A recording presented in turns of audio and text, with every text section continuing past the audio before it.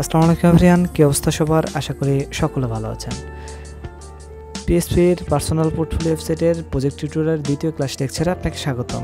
আজকে আমরা দেখতে চলেছি কিভাবে আমাদের পার্সোনাল পোর্টফোলিও ওয়েবসাইট, অর্থাৎ যে পার্সোনাল পোর্টফোলিও ওয়েবসাইটটি আমরা গত পর্বে ক্লাস লেকচারে দেখেছিলাম, সেই পার্সোনাল পোর্টফোলিও ওয়েবসাইটকে কিভাবে আমরা প্রফেশনালভাবে তার জন্য একটি ডেটাবেস ডিজাইন করতে পারি এবং সেই ডেটাবেসের মাধ্যমেই আমাদের মেইনলি মূলত কাজগুলো হবে, অর্থাৎ আমাদের ডেটার আদান প্রদান বলেন না কেন, বা আমাদের অ্যাডমিন প্যানেল থেকে যাবতীয় যে তথ্যগুলো আমরা ক্রুডের মাধ্যমে কাজ করব। তো এই যে ওভারঅল যে বিষয়গুলো, সেই বিষয়গুলো নিয়ে কাজ করার পূর্বে আমাদের একটি প্রফেশনালভাবে একটি ডেটাবেস ডিজাইন করার প্রয়োজন। কেননা এই ডেটাবেসের উপরেই আমাদের মূলত প্রজেক্টের যে সেই প্ল্যানটি নির্ভর করে এবং অ্যাডমিন প্যানেলে যে ফাংশনালিটিগুলো থাকবে, সেই ফাংশনালিটিগুলোই এই যে ডেটাবেসটা মূলত থাকে, সেই ডেটাবেসের মাধ্যমে কাজটা করে। তো আমরা আজকে ক্লাস লেকচারে আমরা দেখব ডেটাবেসের কীভাবে ডিজাইন করতে হয়। তো কথা না বেরিয়ে ফিরছি ইন্ট্রো পর।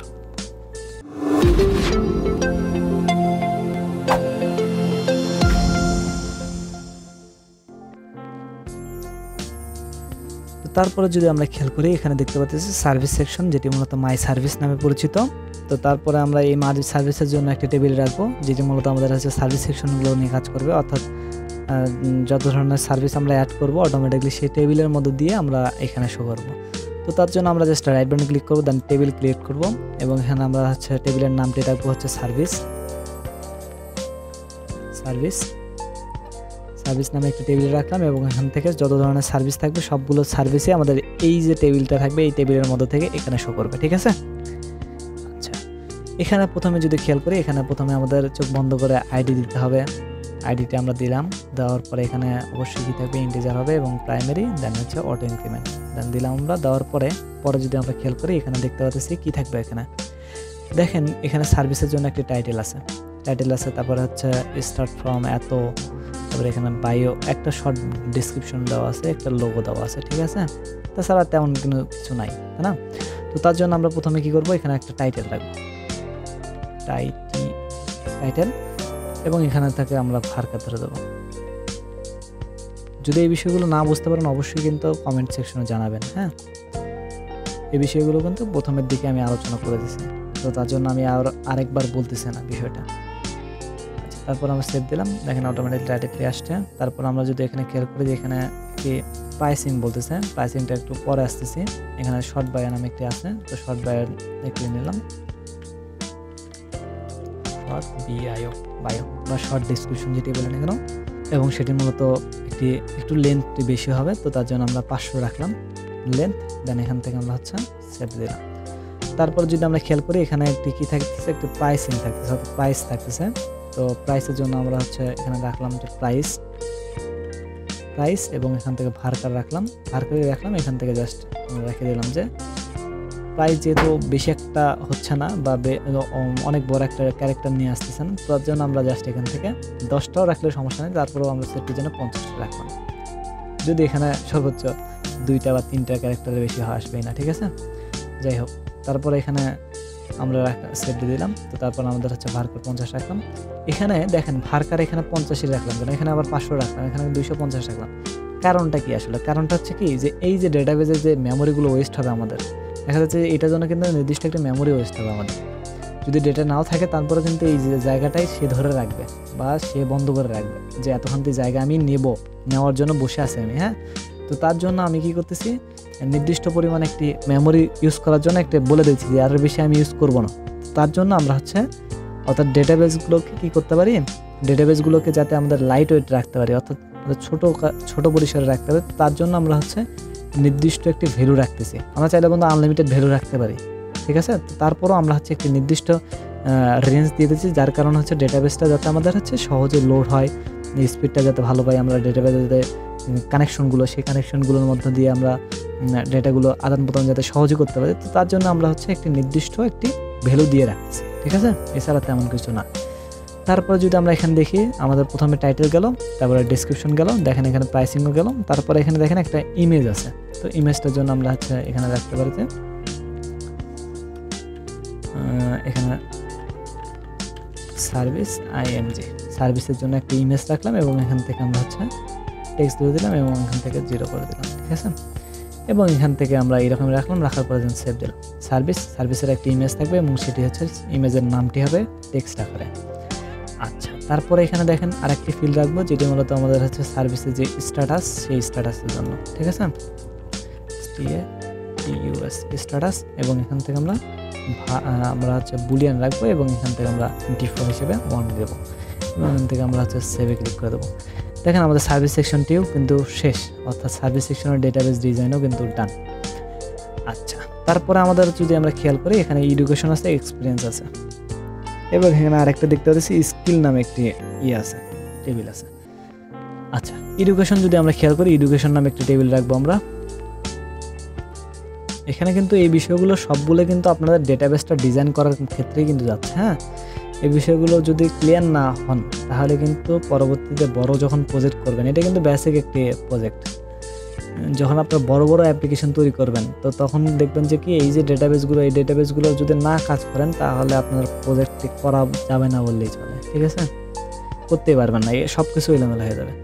তো তার জন্যই আমরা হচ্ছে মূলত ডেটাবেসটা ডিজাইন করতেছি এবং সেটি হচ্ছে সময় নিয়ে, যত পারবেন সময় নিয়ে এবং ক্লিন রেখে কাজগুলো করার জন্য। ঠিক আছে, আচ্ছা, তারপরে এখানে দেখেন এক্সপিরিয়েন্স নামে যে ERIENC, ঠিক আছে, এক্সপিরিয়েন্স নামে একটি আমরা টেবিল নেব এবং এখানে টেবিলের মধ্যে যে বিষয়টি থাকবে সেটার মূলত আমাদের হচ্ছে একটি এক্সপিরিয়েন্সের জন্য একটি টাইটেল থাকবে, তারপর আমরা কতদিন ধরে কাজ করছি এবং সেটা একটা কোম্পানির নাম থাকবে, তেমন জটিল কিছু না।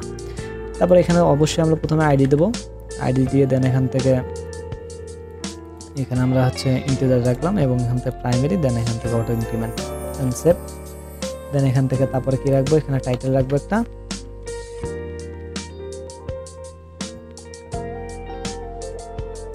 টাইটেল এবং এখান থেকে হবে ভার্কার 255 থাক এবং এখানে অটো ইনক্রিমেন্ট তুলে দেবো, দেওয়ার পরে সেভ দেবো। তারপরে এখানে থাকবে কি, এখানে দেখতে পাচ্ছি আমাদের হচ্ছে একটি ইয়ার, অর্থাৎ আমরা কত বছর থেকে কত বছর কাজ করছি। হ্যাঁ, এই জন্য আমরা হচ্ছে একটি বলে দিতে পারি যে এখানে হচ্ছে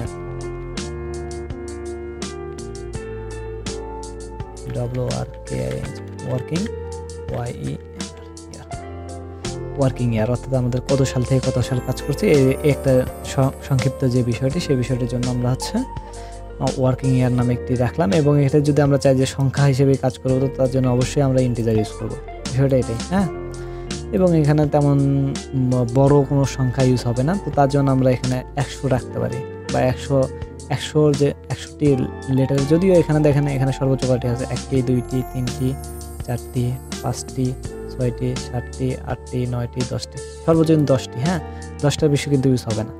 তারপর আমরা চাইলে কিন্তু 50টি রাখতে পারি, যে 50টি ক্যারেক্টারের বেশি আসবে না এখানে। ঠিক আছে, বা আমরা দিতে পারবো না। তারপরে এখানে সেভ দিয়ে দিলাম। তারপরে যদি আমরা খেয়াল করি এখানে একটি কোম্পানির নাম বোঝাচ্ছে, এখানে কোম্পানির নাম যদি দেই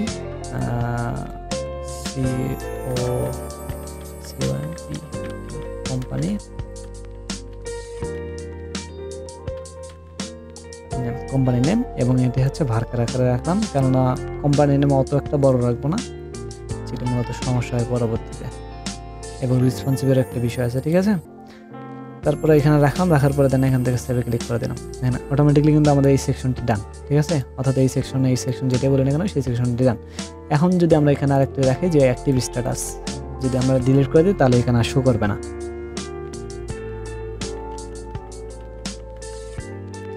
অ্যাক্টিভ স্ট্যাটাস এবং এখান থেকে বুলিয়ান, দেন এখান থেকে আমরা এটা তুলে দেবো এবং এখান থেকে অন রাখবো, অর্থাৎ on is equal to active. ঠিক আছে, তো এটি মূলত কাজ হয়ে গেল আমাদের হচ্ছে এক্সপিরিয়েন্সের কাজ। তো যদি আমরা হচ্ছে কোলন টেবিল করি, এখান থেকে দেখেন কোলন টেবিল, যেহেতু এডুকেশন এক্সপিরিয়েন্স দুইটা একই রকমই, জাস্ট তার জন্য আমরা কোলন টেবিল করলাম, যাতে আমাদের হচ্ছে বারবার এই বিষয়টি না লিখতে হয়। ঠিক আছে, এখান থেকে কোলন যে টেবিলটি আছে এই টেবিলটিকে একটু হালকা পাতলা এডিট করব। এটা মূলত এডুকেশনে যদি আমরা খেয়াল করি, এখান থেকে এডুকেশনে যদি ক্লিক করি দেখেন এডুকেশনে কিন্তু ওই একই জিনিসই আছে। ঠিক আছে, ডু CATION এডুকেশন রাখলাম, রাখার পরে দেখেন আমরা সেভ দিলাম। দেখেন এখানে প্রথমে বলতেছে যে আমাদের হচ্ছে টাইটেল রাখলাম, তারপরে এখানে দেখেন একটা সাল বোঝাচ্ছে, অর্থাৎ স্টাডি ইয়ার, যেটা আমরা ওয়ার্কিং ইয়ার দিছিলাম, এখান থেকে আমরা হচ্ছে স্টাডি দিলাম।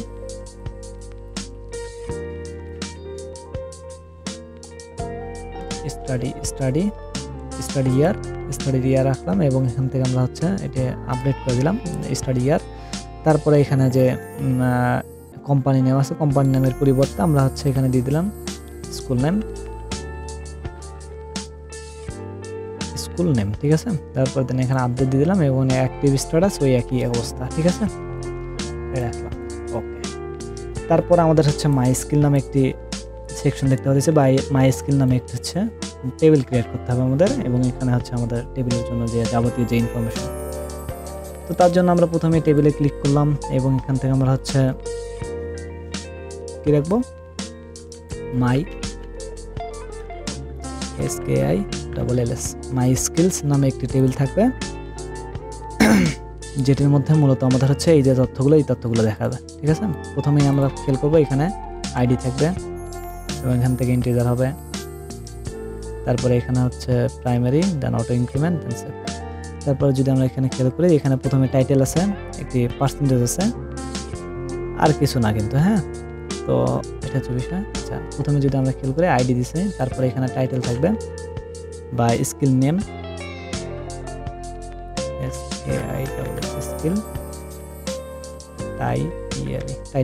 স্কিল টাইটেল অর্থাৎ স্কিলের যে টাইটেলটি থাকবে সেই টাইটেলটি, এবং এটি হচ্ছে ভার্কার আকারে থাকবে, কারণ এখানে কিন্তু অনেক বড় একটা নাম আসবে না, ঠিক আছে। এবং এখানে 255 থাক, সমস্যা নাই। তারপরে এখানে সেভ দিয়ে দিলাম। তারপরে এখানে যদি আমরা চাই যে একটা বায়ো থাকবে, স্কিল বায়ো, ঠিক আছে। বায়ো মানে জাস্ট ছোটোখাটো একটা ডিসক্রিপশন আর কি, জাস্ট এখানে সেভ দিয়ে রাখলাম, যাতে আমাদের হচ্ছে এটার জন্য আবার ইয়ে না করতে হয়। এবং এখানে আরেকটা বিষয়, এটা কিন্তু অটো ইনক্রিমেন্ট হবে না, ঠিক আছে, কারণ এটা অটো ইনক্রিমেন্ট না। অটো ইনক্রিমেন্টের জন্য জাস্ট এইটাই শুধু আইডিটাই অটো ইনক্রিমেন্ট হবে। এবং এখান থেকে আরেকটা ফিল্ড যদি নেই, তাহলে এখানে দেখতে পাচ্ছি এখানে কত পার্সেন্টেজ, সেই পার্সেন্টেজটা আসবে।